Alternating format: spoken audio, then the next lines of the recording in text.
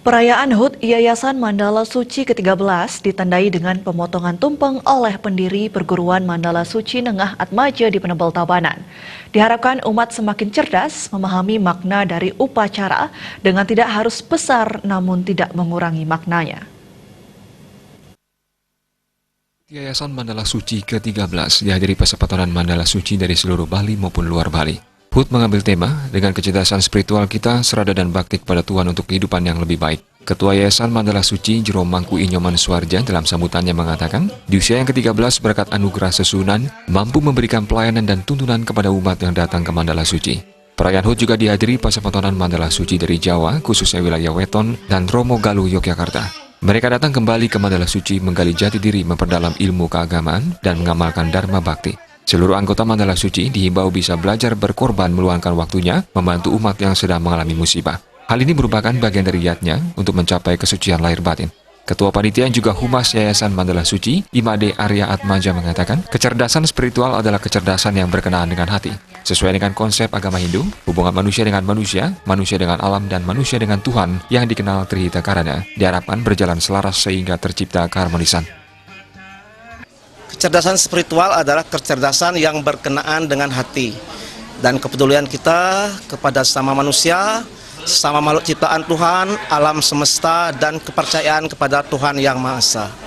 Kalau di Hindu kita mengenal istilah Trihita Karana. Kalau semua berjalan selaras sehingga akan timbul keharmonisan.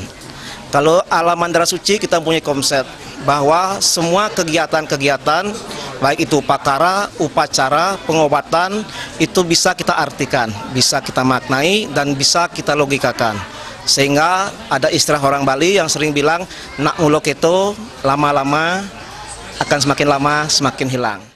Ditambahkan Yayasan Mandala Suci bergerak di bidang sosial, keagamaan, dan seni, melaksanakan pengobatan massal baik skala maupun diskala. Di samping itu, Yayasan memiliki calon arah sebagai bentuk melestarikan warisan budaya leluhur. Dalam pembinaan umat selalu menyampaikan makna dari suatu upacara sesuai dengan kearifan lokal. Kedepan diharapkan umat semakin cerdas, bisa memahami bahwa suatu upacara tidak mesti harus besar, yang penting tidak mengurangi maknanya.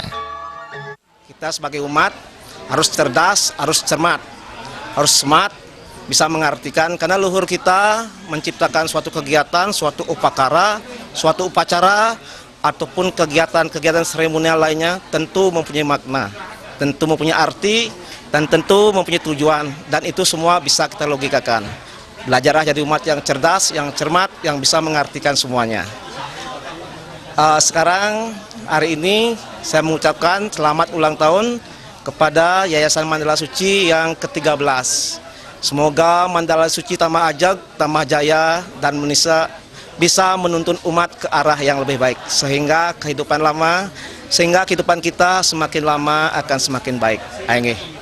Pada kesempatan tersebut, Gede Ngurawi Didana, yang lebih dikenal dengan nama Pak Oles, menyampaikan di usia yang ke-13, seluruh pasepetonan Mandala Suci diharapkan mendapat anugerah dan karunia dari Ide Sang Yang Widewasa, sehingga perguruan Mandala Suci menjadi hidup yang lebih sehat, rukun, damai, dan berbahagia. Artaya